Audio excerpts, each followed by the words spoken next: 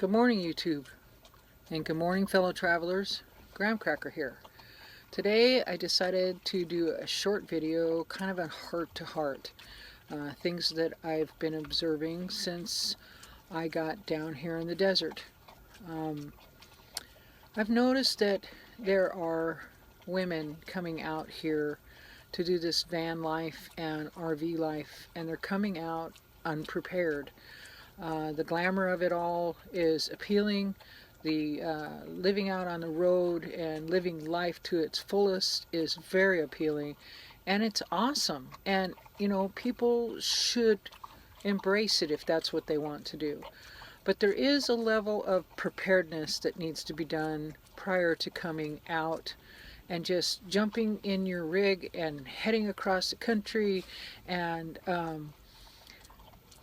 meeting up with people and having things done to your vehicle to help you be able to live in these harsher environments such as the desert. I've had a couple ladies that I've met this year that came from far away. Some came from close to Arizona to the van build. They just threw everything in their vehicle, came out to the van build, and were hoping to have, maybe solar installed, or maybe vent fans installed, or, help building things, which is awesome. That's what the van build was all about. However, they didn't think to make their vehicles at least somewhat livable before they left home. So they come out and they're not prepared to cook for themselves. They're not prepared to have room in their vehicle. They don't know what to bring. They just bring whatever they think and just shove it in and show up. And, there's a little bit of preparation that needs to be done before you head out into this lifestyle. Number one, you need a good, reliable vehicle. One that has good mechanics, good bones, good transmission, good, reliable vehicle. Number two, you have to make accommodations to eat. That means you're going to have to cook in there. There aren't restaurants that you just run to the restaurant and grab something to eat, or stores necessarily close by and that sort of thing. So you've got to make some sort of accommodations to cook. A single burner stove, a camp stove, a 2-burner stove, whatever it is you'd like, you've got to make some sort of accommodations so that you can cook in your vehicle. Outside's wonderful, and you can cook outside, but sometimes the winds are so harsh here and the dirt's blowing, you can't possibly cook or even make a cup of coffee. So first thing is you've got to have a way to cook. Second thing, you've got to have a place to sleep, whether it be an air mattress or a cot or some form of sleeping arrangement in your vehicle so that you can be comfortable at night and warm. You've got to bring warm blankets. It's not necessarily hot out here in the desert all the time. For the last several days it's been very cold, very windy, and I've been cold in my van, and I'm set up. I've got heater and all kinds of stuff in here. But you can't run the heater overnight because of carbon monoxide poisoning. So you've got to bring bedding and a place to sleep. That's number two. Number three, you got to figure out how you're going to go to the bathroom. Yes, you can dig a hole in some places and go, but some places that's not allowed. And some places out here where I'm at, if you come in a van, you don't have a bathroom, you have to park close to the bathrooms. So you're not really out away from everything. You got to park really close to where the bathrooms are, and I don't know, they keep them clean. But anyway, so you got to have a way to cook, you got to have a way to sleep, you got to have a way to bathroom. And the other thing is organization. Make sure you bring containers to organize your stuff so that you don't just have it all thrown in and have to move it to get into bed, move it to get in your driver's seat, move it over here.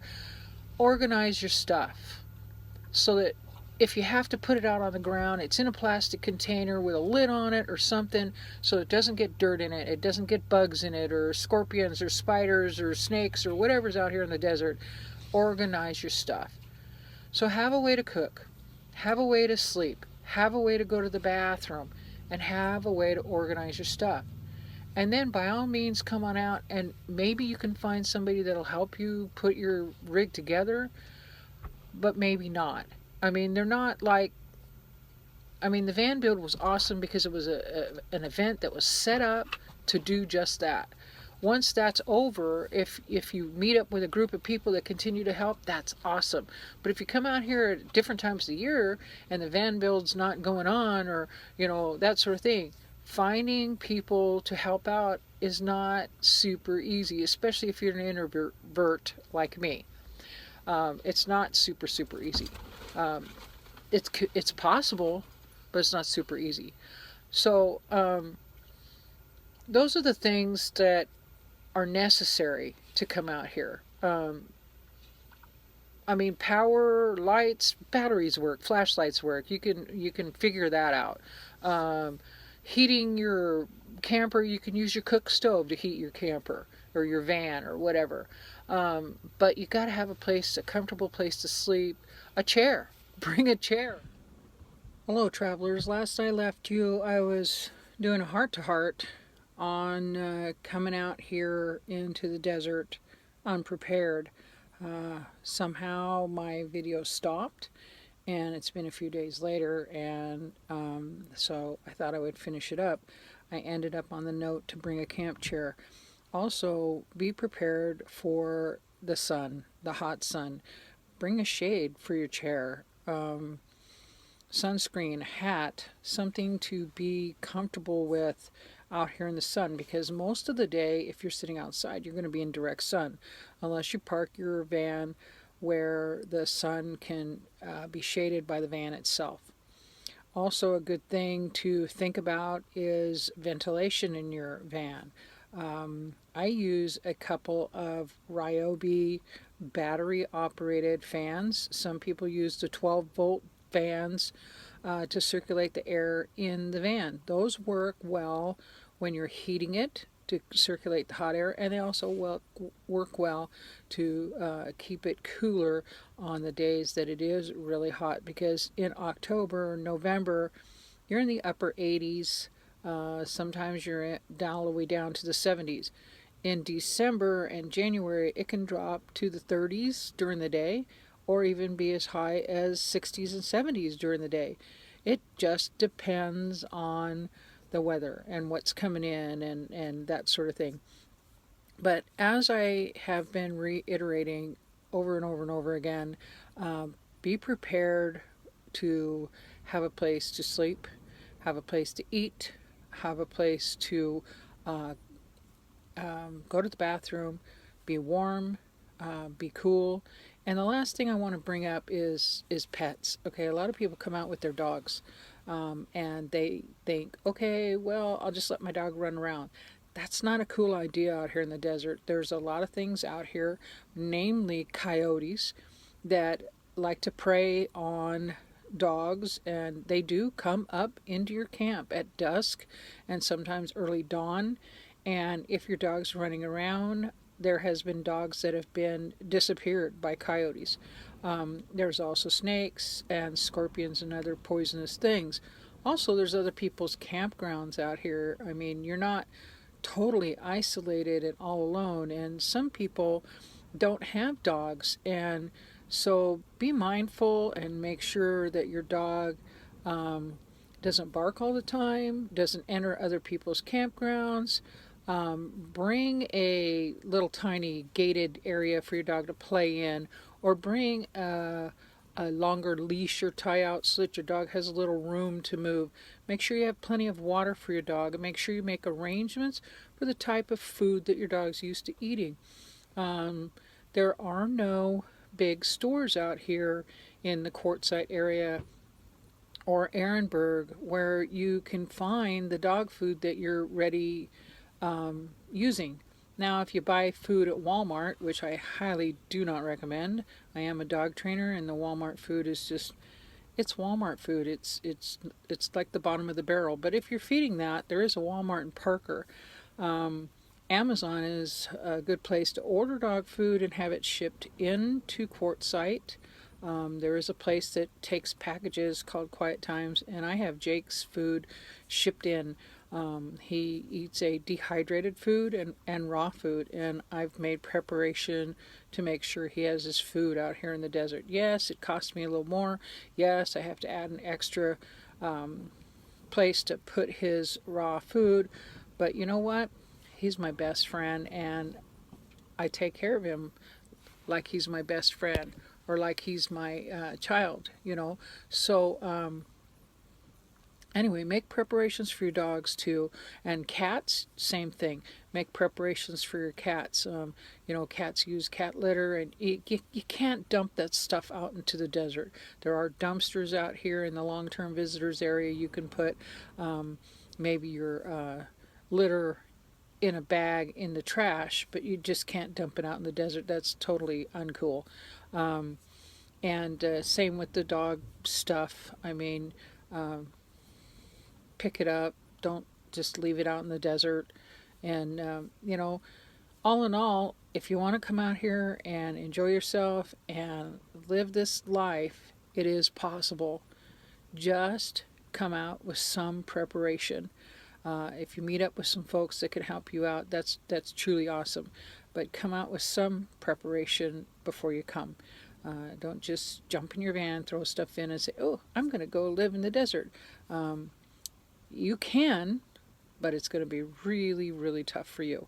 And, you know, this is not just geared towards women. I know I said that in the beginning. There was a couple girls, or ladies, excuse me, over the age of 60 coming out here and doing this lifestyle. Last year I came out in a RV, and it was very comfortable. This year I'm in a van, and I have everything that the RV had and then some. I probably have too much stuff. But there are people that can help you. There are people that will help you. Is finding them, like I said, is not that easy. Making friends out here can be a little difficult. It is possible, especially when there's events like the Van Build where everybody gets together and they have a community, and now you meet people, and now you can travel with people, and now you go on with and develop, you know, what they call a tribe, and you can travel around with them, and then find your own manner of living out here. It is possible. The RTR is another event where that is entirely possible. Those two events are not year long. So if you come out in the off season when those events are not going on, or go to another part of the country, finding individuals to help you build your van out can be very difficult. So be prepared. Come out. Yes, this lifestyle is awesome. I love it. I would never go back to sticks and bricks if I can possibly help it. I'm in my 60s now, and I know age and time can be a factor. But I'm really hoping and praying that I keep healthy for a long, long time so that I can learn how to live here and enjoy living in my van. Not necessarily living in quartzsite, but living in my van and traveling the country. I want to see America. I haven't seen rural America and all the really cool things that we can see as Americans, and that's my goal. So anyway, I am ending this video now before it shuts off again. And no, it's not short. It actually got a little bit long, and I'll have to edit it because it's in a few parts. But before I go, I'll let you say hi to Jake. Hi, Jake. Sit. Sit. I'll shake it out first. Sit. Hurry up. Say hello. Oh, so Jake says hi with a big old yawn, and he's looking out the window. Today we're having a pretty good windy day, so he's out there. Can I say hi, Jake? Jake, can we shake? Come on. Hello. Say hi, Jake. Hi, everybody. Hi. Have a good day. Again, follow your heart, cherish your dreams, and embrace your life. Gramkracker saying goodbye, and thanks for coming with us today. Now he's going to kiss me to death.